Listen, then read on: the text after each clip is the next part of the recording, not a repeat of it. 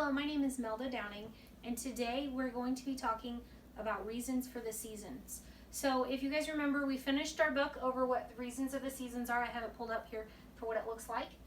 And we're going to do a quick review, and then we'll move on to our colors and painting activities. Go ahead and scroll up, please. Keep going. Okay, so the sun rotates around the earth, which is what helps cause our seasons. And our earth not only rotates, which means goes around, but also it tilts at an angle. You can scroll up. See, there it is rotating. Each season lasts approximately 3 months. We have 4 seasons: spring, summer, fall, and winter. Right now we are currently in spring. As you can see, it's tilted on its axis, and whichever one is closest to the sun at that moment in time will be in spring or summer. All right. So there you see it there, it says it's in autumn and spring here because it's closest to the sun, while over here on this side it is in winter up here.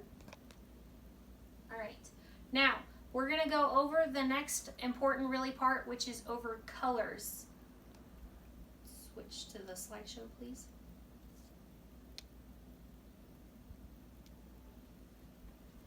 All right, so we went over our reasons for the seasons. Okay, so go ahead. Next slide, thank you.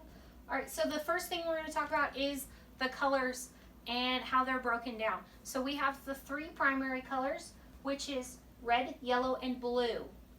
Those colors help make up all of the rest of the colors. Our secondary colors, that if you mix these 2 together, which you can, or these 3 together in the pattern, so red and yellow make orange, yellow and blue make green, blue and red make violet or purple, depending on your shade. Next slide. Okay, so the next one we're going to talk about is hue. Hue is another word for color. So if I'm referring to this is a darker hue, that means this is a darker color than the previous one I was talking about. Slide. All right, so this one we're talking about value. So it's how light or dark a color is their color value. So for instance, this would be a lighter value than this one over here. Next shade, or next slide. All right, so now we're going to be talking about tints and shading. So this is especially important when it comes to painting or coloring of that sort, because you're not always going to have the right color you want.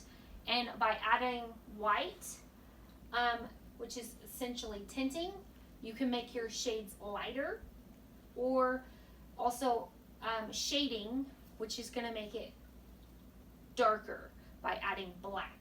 So tinting is where you're adding white and making a color lighter than it was in the original color, while shading is where you make it add black and you make it darker. Okay, so that's all of the vocabulary we're going to work on. So the next thing I'm going to show you is your projects that you are going to be working on, and I want to see spring, summer, fall, and winter. And we're going to go over kind of what colors you would see in each of those. So I'm going to show you the examples I have first. So this one is pretty common, well known, is the tree. So in spring, you see light and bright colors. The trees are coming back to life. You see the flowers starting to bloom. So you have a lot of bright colors here. It's pretty well known for pastels, which is a type of light color. Then over here you have summer. Okay, so it's still, well, maybe not so much here in Kansas because we just don't get enough water.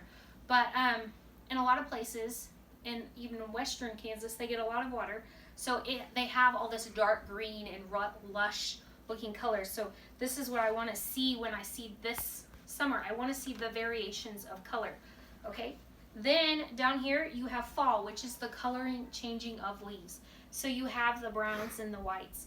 And I'm going to show you and teach you how to make this poster here in a minute.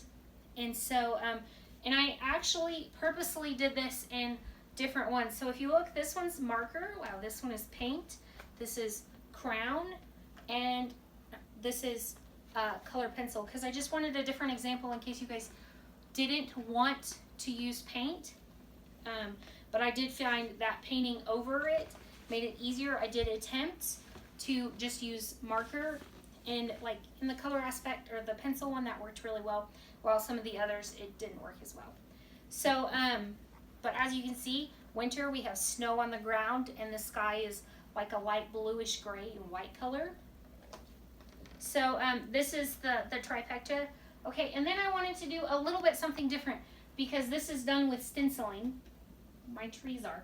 So I decided to do what they call as an Arctic hare, which an Arctic hare is one of the few animals in the world that changes color, just like the thing. So I did similar to this, and that is, as you can see, this is very important, that I want to see that color hue change from each area.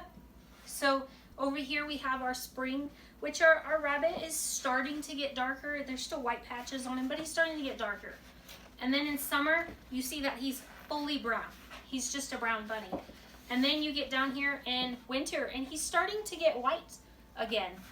He's losing some of that brown, and he's getting whiter again. And then down here, and you can't even really see him because he's blending so well in, but it's really textured right through here, and you can kind of see him, but he is right here. And as you can see, all of the sky is a little bit different, and I had to blend and tint and use shading to get some of these colors to be different than what they were. So we're going to show you how to break up a poster like this one, and this one's curling really bad, into this, and I used tape and that sort of thing to make that work. So I'm going to go over here to the table, and we're going to go through all the stuff you're going to need for this project.